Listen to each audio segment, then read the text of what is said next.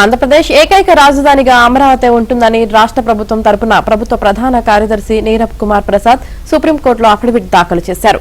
రాజధాని నిర్మాణం కోసం భూములు త్యాగం చేసిన రైతులకు ఇచ్చిన హామీ మేరకు మాస్టర్ ప్లాన్ కు అనుగుణంగా అభివృద్ధి పనులు చేపడతామని పేర్కొన్నారు.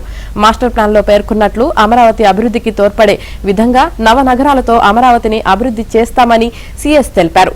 ల్యాండ్ పూలింగ్ స్కీమ్ లో భాగంగా రైతులతో చేసుకున్న ఒప్పందం మేరకు వారికిచ్చిన అన్ని చట్టబద్దమైన హామీలను నెరవేరుస్తామని తెలిపారు. రైతులకు అభివృద్ధి చేసిన ఫ్లాట్లు తిరిగి ఇచ్చిన తర్వాత ఏపీసీఆర్డీఏ వద్ద ఉన్న భూమిలో నవనగరాల అభివృద్ధి చేసేందుకు వీలుగా పెట్టుబడులను ఆకర్షిస్తామన్నారు. ఇవాళ రాజధాని అమరావతిపై గత ప్రభుత్వం వేసిన పిటిషన్ సుప్రీంకోర్టులో విచారణకు రానున్న నేపథ్యంలో కూటమి ప్రభుత్వం ఈ అఫిడవిట్ దాఖలు చేసింది.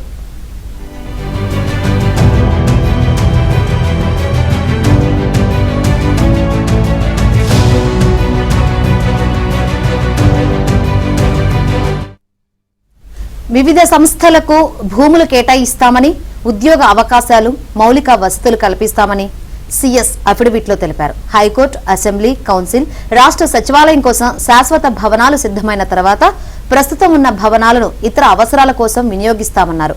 హైకోర్టు న్యాయమూర్తులు, మంత్రులు, అఖిల భారత సర్వీస్ అధికారులు, ఎమ్మెల్యేలు, ఎమ్మెల్సీల నివాసాల కోసం 2018-19లోనే భవన నిర్మాణాలు ప్రారంభమయ్యాయని సీఎస్ తెలిపారు.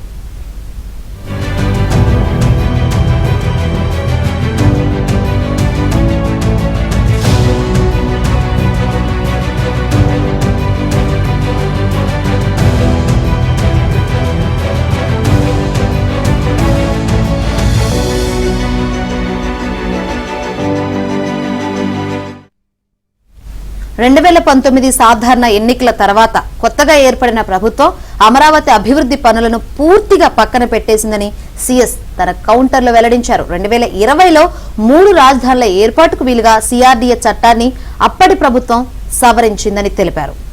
మాస్టర్ ప్లాన్ కు అనుగుణంగా ప్రభుత్వం రాజధాని అమరావతిని అభివృద్ధి చేపట్టకపోవడాన్ని సవాల్ చేస్తూ రైతులు అదే ఏడాది హైకోర్టును ఆశ్రయించారని అన్నారు.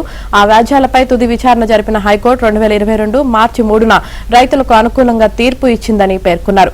భూ సమీకరణ పథకం ద్వారా రైతుల నుంచి తీసుకున్న భూమిని రాజధాని నగర నిర్మాణం, రాజధాని ప్రాంత అభివృద్ధికి మినహా ఇతరులకు అన్యక్రాంతం తనఖా పెట్టడం కానీ థర్డ్ పార్టీకి హక్కులు కల్పించవద్దని రాష్ట్ర ప్రభుత్వం సిఆర్డీఏను ఆ తీర్పులో హైకోర్టు ఆదేశించిందని సీఎస్ తెలిపారు.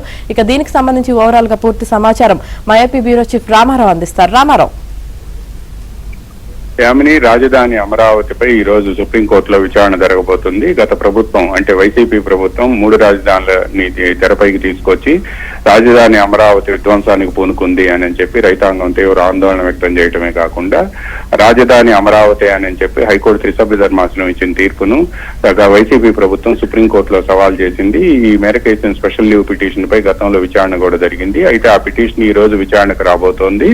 ఈ సందర్భంగా రాష్ట్రంలో అధికారంలోకి వచ్చిన కూటమి ప్రభుత్వం రాజధాని అమరావతి అని చెప్పి తాను మేనిఫెస్టోలో చెప్పడంతో పాటు గతంలో రాజధానిని అమరావతిగా నిర్ణయించింది కూడా కూటమి ప్రభుత్వమేనని, అందువలన తాము రాజధాని అమరావతిని అభివృద్ధి చేయాలని నిర్ణయించుకున్నామని, ఇప్పుడు ఏదైతే గత వైసీపీ ప్రభుత్వం 3 రాజధానుల పేరిట సుప్రీంకోర్టుకి ఎస్ఎల్పీ వేసిందో దాన్ని ఉపసంహరించుకునేందుకు తమకు అవకాశం ఇవ్వాలి అని చెప్పి కూడా సుప్రీంకోర్టులో తాజాగా ఒక అఫిడవిట్ దాఖలు చేశారు. ఇందులో ప్రధానంగా రాజధాని అమరావతికి సంబంధించి ఏదైతే సిఆర్డీఏ మాస్టర్ ప్లాన్ ఉందో ఆ మాస్టర్ ప్లాన్ ను తూచా తప్పకుండా అమలు చేస్తామని, నవనగరాల నిర్మాణం కూడా పూర్తి చేస్తామని, రాజధానిలో ఏవైతే అధికారులకి అదేవిధంగా ప్రజాప్రతినిధులతో పాటు 4th క్లాస్ ఉద్యోగులకి, గెజిటెడ్ అధికారులకి నిర్మించిన భవనాలు కూడా కేవలం 10% పూర్తి చేస్తే అవన్నీ కూడా అందుబాటులోకి వస్తాయి అని పేర్కొన్నారు. ఇక దీంతో పాటు సిఆర్డీఏ మాస్టర్ ప్లాన్ ని మాత్రం పూర్తిగా అమలు చేస్తామని, 3 సంవత్సరాల్లో రాజధాని నిర్మాణం పూర్తి చేస్తామని సుప్రీంకోర్టులో దాఖలు చేసిన అఫిడవిట్ లో రాష్ట్ర ప్రభుత్వం పేర్కొంది.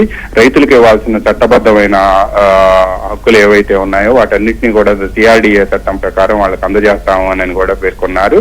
ఈ అంశాలన్నింటినీ పరిశీలించి రాజధానిపై గత ప్రభుత్వం వేసిన స్పెషల్ లీవ్ పిటిషన్ ను ఉపసంహరించుకునేందుకు అనుమతి ఇవ్వాలి అని కూడా ఆ పిటిషన్ లో పేర్కొన్నారు. నవనగరాల నిర్మాణం వెంటనే ప్రారంభించి 2050 నాటికి పూర్తి చేస్తామని, దాంతో మాస్టర్ ప్లాన్ అమలు చేయడం పూర్తవుతుంది అని కూడా పేర్కొన్నారు. ఇప్పటికే రాజధాని అమరావతి నిర్మాణానికి సంబంధించి ప్రపంచ బ్యాంకుతో పాటు ఏషియన్ డెవలప్మెంట్ బ్యాంకు, హడ్కో ఈ 3 కూడా దాదాపుగా 20,000 కోట్ల రూపాయల రుణాలు ఇచ్చేందుకు ముందుకు వచ్చాయి అని కేంద్ర ప్రభుత్వం కూడా దీనికి సమ్మతి తెలిపి గత బడ్జెట్ లో ప్రకటించిన విషయాన్ని కూడా ఈ అఫిడవిట్ లో పేర్కొన్నారు. రాజధానిలో రైతులు ఇచ్చిన 29 గ్రామాలకు సంబంధించిన 29,000 మంది రైతులు సుమారు 33,573 ఎకరాల ల్యాండ్ పూలింగ్ కింద ఇచ్చారని, వాళ్ళందరికీ కూడా రిటర్నబుల్ ప్లాట్స్ లో మౌలిక సదుపాయాలను కల్పించి వారికి ప్లాట్లు అందజేసేందుకు కూడా టెండర్లు పిలిచామని పేర్కొన్నారు. అదేవిధంగా ప్రస్తుతం రాజధానిలో సెక్రటేరియట్ అండ్ ఏవైతే హైకోర్టు వీటన్నిటికీ సంబంధించి కూడా శాశ్వత భవనాలను నిర్మించి తాత్కాలిక భవనాలను ఆ తర్వాత వేరే అవసరాలకు ఉపయోగించుకుంటామని కూడా పేర్కొన్నారు.